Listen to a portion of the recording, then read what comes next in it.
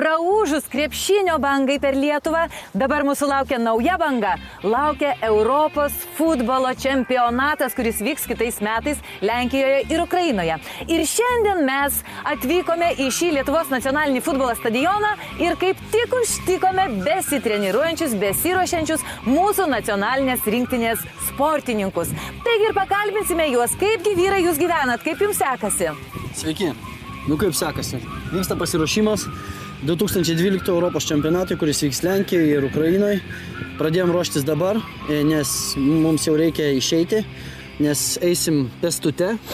Čia kaip ir fizinio pasirengimo trenerio mūsų tokia užduotis, ir dėl to, kad mes neturime su kuom ir degalų. O kągi taip įdomaus čia paišo mūsų žymus futbolistas? Bus dabar futbolo kamuolys. Tame reikalas, kad į Europos futbolo čempionatą neįleidžia rinktinės, jeigu jie neturi kamuolio, kadangi liko daug krepšinio kamuolių, o mes kol kas lėšų savo įsigyti neturim, tai tiesiog... Darysim naują rekordą. Mes, kai čia bumsėjo to kamuolio rankomis mušė, tai mes daspirsim iki Lenkijos tą kamuolį. Tai gal kas nors ir pastebės, kad ir futbolo. Mes turime unikalią galimybę palinkėti mūsų futbolininkams sėkmės ir išlydėti juos jau į Lenkiją.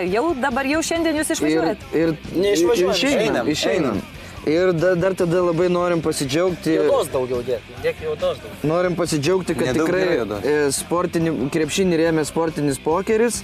Tai mes pagaliau pirmą mecenatą atradom, tai sportinio durniaus žaidėją, kuris parėmė mus, štai jau galima bus sirgaliams duoti vieną šitą. Ir ne tai, kad sirgaliams, pavyzdžiui, kas sėdi pas mus ant soliuko, tai būna ir sirgalių. Futbolo sirgaliai, grįžtame po reklamos. Stebėtina, kad nematėte reklamos, nes Lietuvos nacionalinės rinktinės niekas neremė.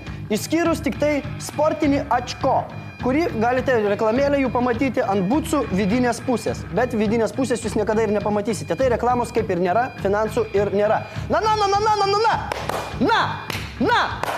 O kitame reportaže vėl jūs matysite, kokiais džiaugsmais ir kokiais sunkumais susiduria mūsų nacionalinės futbolo rinktinės žaidėjų 11-tukė. Neremia mūsų niekas. Mūsų reklamas filmuotis nekviečia, nes visas televizija vien tik krepšininkų reklamos, bet Audrius nusifilmavo vienoje reklamoj. Džonselet.